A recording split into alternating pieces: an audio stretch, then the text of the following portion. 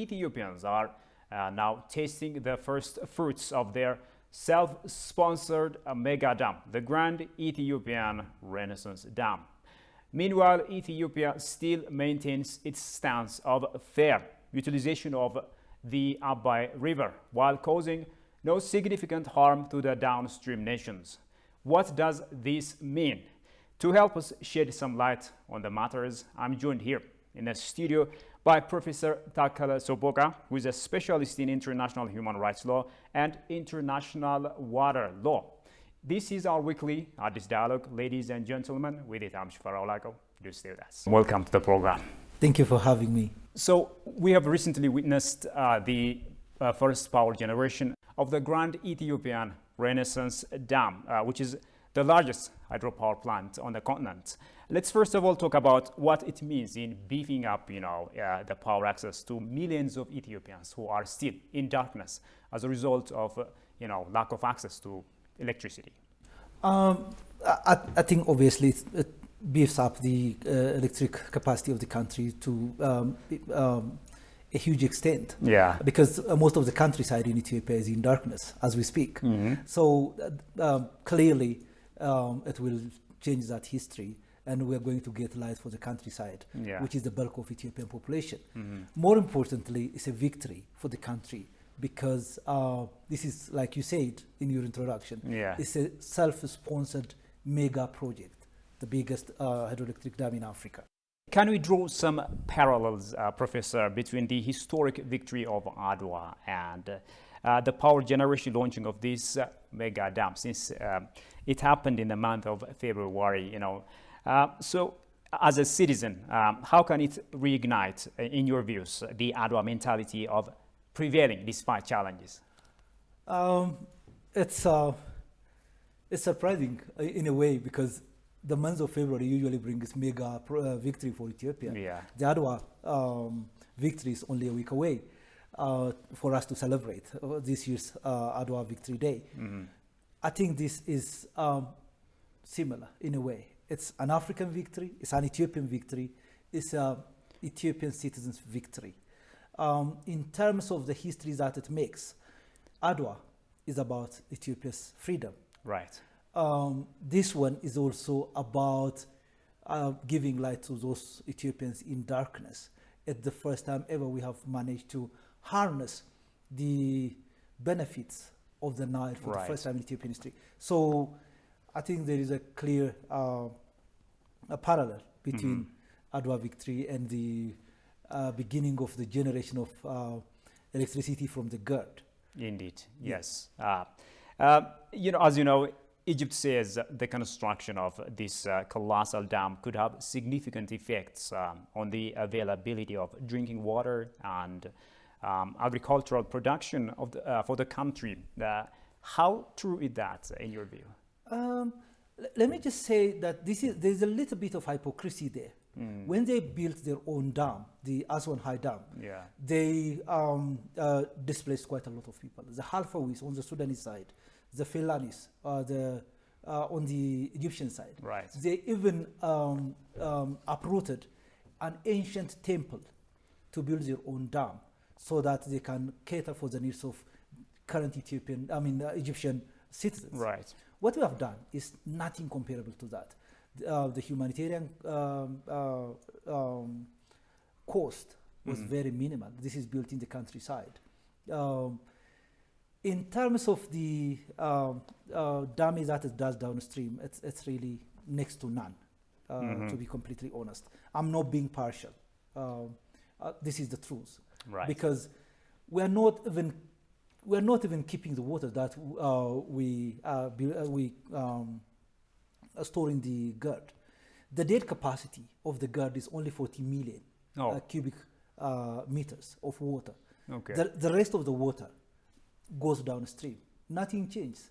They have basically 84 million cubic meters of water in the Aswan. Nothing happens because of the construction of the GERD, because this is non-consumptive, a typical non-consumptive utilization of water.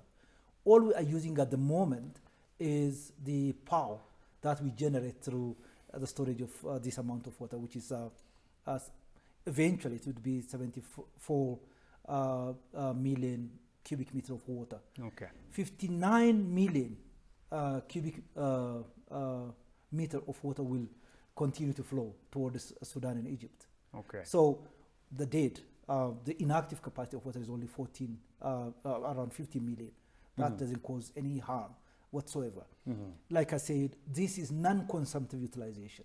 Okay. And you know, we even can go beyond that. In the future, given the experience we got from the construction of this dam, we can even construct other dams to consume our own water to the extent that international law permits. And international law allows equitable and reasonable amount of water to be used by each riparian country, including Ethiopia. So the current claims are really more political, more for media consumption, rather than anything that causes significant harm. Professor, as you know, also Egypt and Sudan argue that the GERD has the potential to cause irreversible damage to the ecosystem in the entire Nile River basin, which is called NRB, thereby threatening the livelihood of the neighboring communities living in downstream countries. Do they have any proof of that? Not to my knowledge, to be honest. I mean, like I said, we don't keep the water. The water goes into the dam, the GERD, leaves the GERD really unhindered. So it generates power and then continues along the way. How is it going to change the ecosystem of the basin? It doesn't. But let me say again, when you complain against others in international law, you have to come up with a clean hand doctrine, clean hand. What you do in your own territory, that is what you can claim others to do, others to follow suit. Egypt, tried to build quite a few dams over the past 1 or 2 decades. The Toshka Dam, the El Salamka, they didn't come to fruition, but they tried. And nobody complained about the issues they are raising at the moment. The Marwe Dam in Sudan, you know, it did displace quite a few, tens of thousands of people, but they never complained about what they are accusing Ethiopia of doing at the moment. So any mega dam does have a little bit of inconvenience to people who traditionally reside in that area, but really it's an acceptable cost. But this one doesn't really cause any harm because the water continues to flow. So there's no, not just irreversible harm, there's no significant harm whatsoever. Right. Irreversible harm is a maximum level of harm. No. No. Okay. We can't go to that level at all. All right. Following Sunday's early power generation of this dam, Egyptian Foreign Ministry accused Ethiopia of further violation of the preliminary deal signed between the 3 nations in 2015, prohibiting any of the parties from taking unilateral actions in the use of the river's water. Does this hold water, sir? It doesn't, to be completely frank. That agreement was a soft agreement. The title of the agreement itself is called declaration. Declarations in international law are soft laws. They are principles. They are gentlemen's agreement. They are not supposed to be binding to start with. That's the first point. Secondly, it was clearly indicated in that declaration of principles that the GERD was going to be built. That was the main content of the agreement anyway. So the fact that Ethiopia was going to continue to build the dam was never in debate, was never negated in that agreement. So it was agreed that Ethiopia would continue to build the dam, and with the caveat that Ethiopia will use the water of this dam for power generation. That's the only limitation. Even if the agreement was a binding hard law, what it said was Ethiopia can use the GERD for power generation, not for other purposes, let's say for agriculture. Other than that, the generation of power from the GERD was part and parcel of the agreement. And importantly, That Declaration of Principles was a restatement of existing law. Nothing new was included in there because it said the principle of equitable and reasonable utilization of transboundary water is respected, is to be respected by the three riparian countries. All right. And we haven't done anything beyond that. So power generation is clearly agreed. And even if we used the water for agriculture, for example, consumptive utilization of the water, it won't be against that agreement, let alone power generation. Okay. Yeah. Although Egypt has persistently argued that the 1959 agreement between Egypt and Sudan is the legal framework for the allocation of the waters of the Nile, Ethiopia and other upstream riparian states reject the agreement. Let's first talk about that. As they should, because this agreement is not about us. Agreement between two persons, and the states are persons in international law. Okay. Agreement between two persons binds the parties to the agreement. Third parties are third parties. They do not derive any benefit from the agreement. They do not derive any duties from agreement between two countries. That's one thing. So that agreement was totally irrelevant to Ethiopia. And this doesn't really need a lot of argument. It's as simple as that. Okay. But more importantly, that agreement was concluded between Egypt on the one side, still under influence of the British Empire of the time, and then the British acting on behalf of other colonial territories, let's say Uganda, Sudan, Kenya, etc. These countries, when they came out of colonial rule, particularly Tanzania, said that, look, Egypt did not have any authority to act on our behalf. They never acted in our own interest. They have no representation of the Tanzanian people. So Nyerere came out first and foremost and said, we start our independent life with clean slate. No rights, no obligations can bind us, which are rights from colonial period agreements concluded between any party and the British. So Kenya followed suit. The Uganda followed suit. So the other countries also rejected that colonial agreement anyway.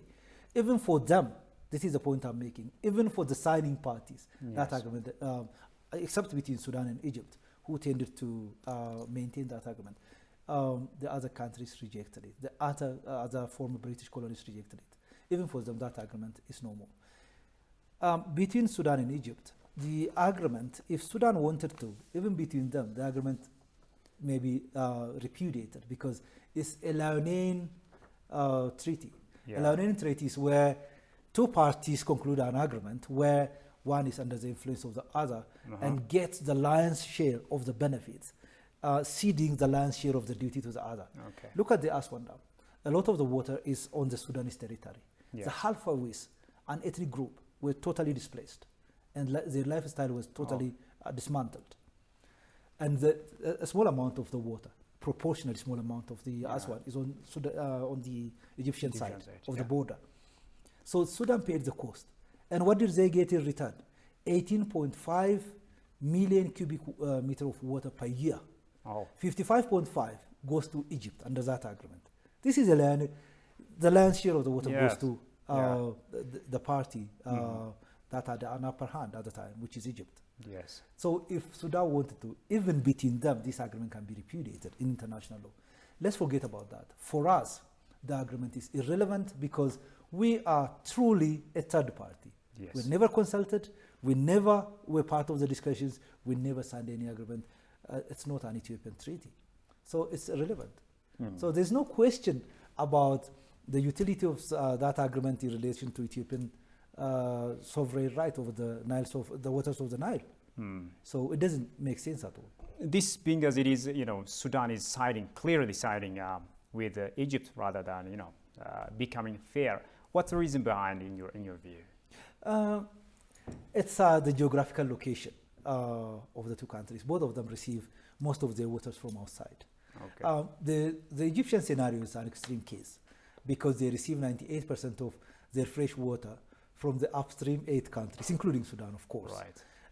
That's one thing. Secondly, in that sense, Sudan and Egypt are both downstream countries. So what Ethiopia does upstream or what Uganda does regarding the White Nile upstream will have probably similar consequences for both of them.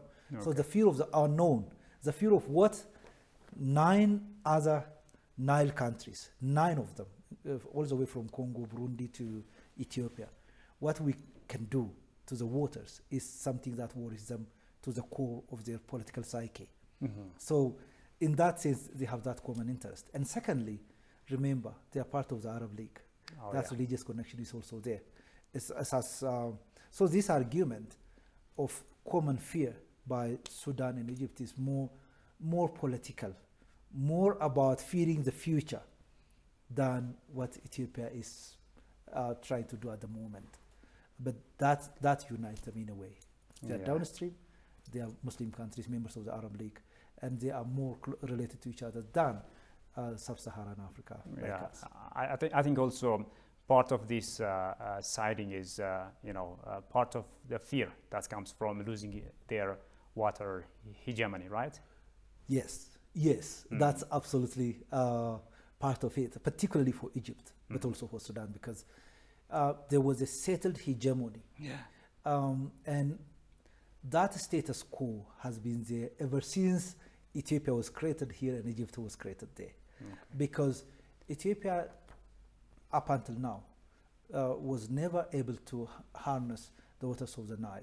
And like 3 decades ago, for example, the Undugu, the Hydromet, these networks of riparian countries that brought them together for discussion. Egypt kept an observer status in some of them, thinking that, what can you do? You go ahead and discuss, but what can you do to the Nile? So they knew that we're not ready to use to build any dam over the Nile at the time. This is the first time this dam is built here, and that status quo is unsettled for the first time. And then when a settled hegemony is slightly shaken from the core, now, if you are a political leader on the other side of the border, you will be worried. So that is a huge point you raise. All right. Talking about the Arab League, obviously Egypt seems to, sometimes ignore the African Union when it comes to coming up with African solutions to African matters, and it's rather goes to the Arab League rather than the African Union. Why is it, choosing such course of action in your view?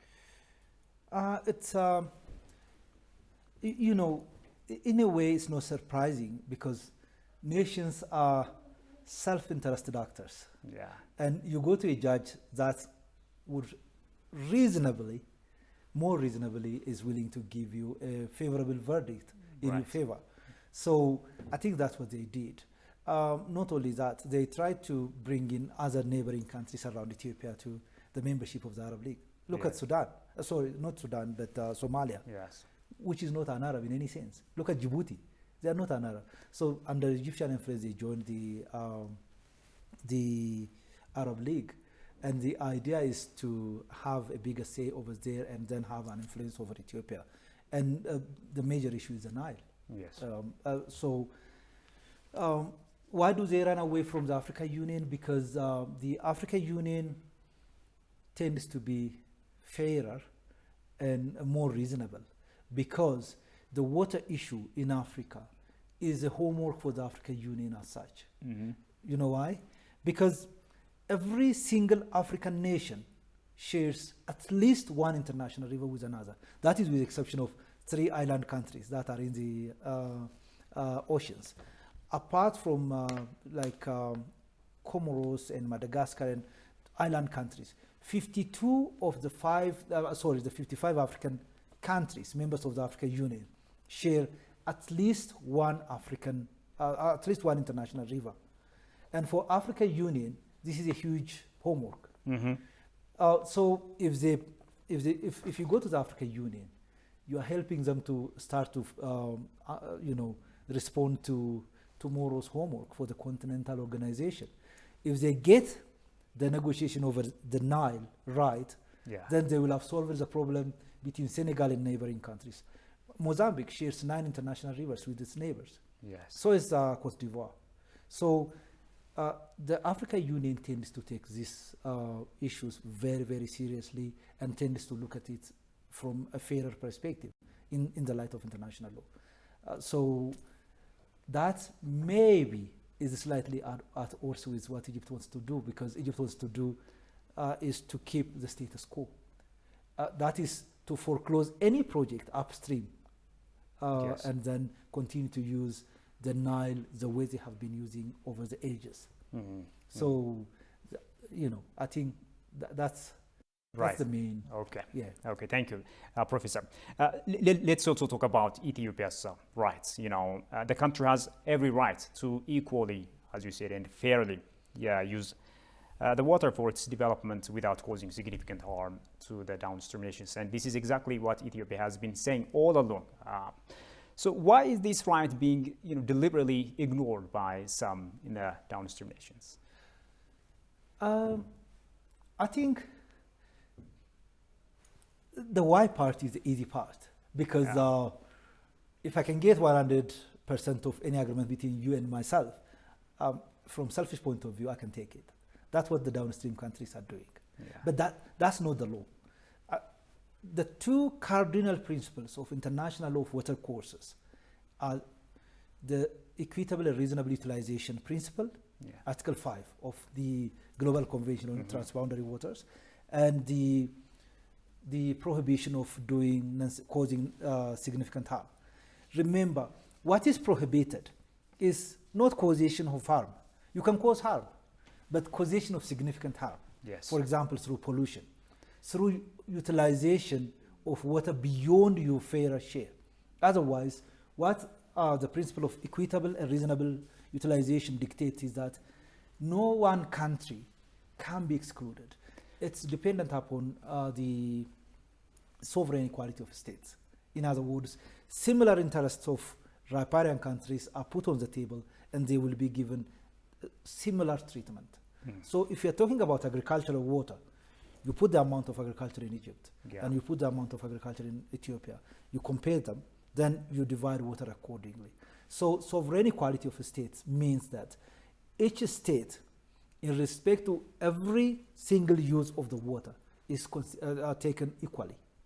So, for example, if you have issue of drinking water in Egypt, the amount of population dependent on water, that need waters of the Nile, and the amount of people that need drinking water in Ethiopia would be put on the table, and they'll be given equal or at least equivalent share.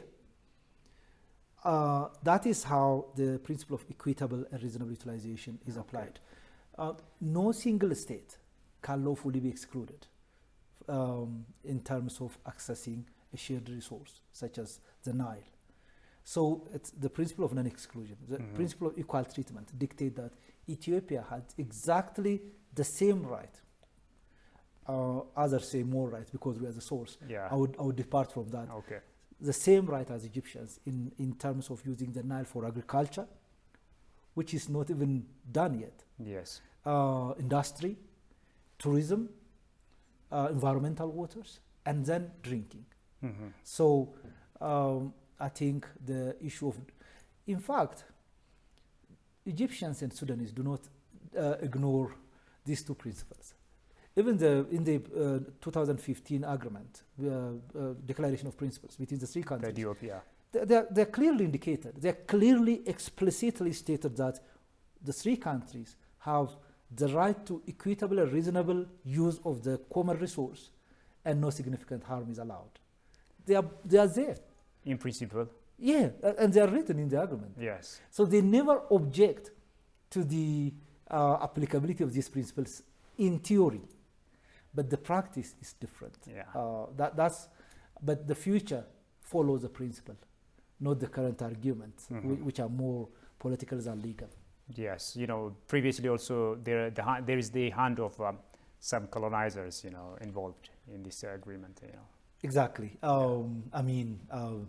One special agreement is the 1902 agreement in the British, who wanted to secure the interest of the Sudanese and the Egyptians.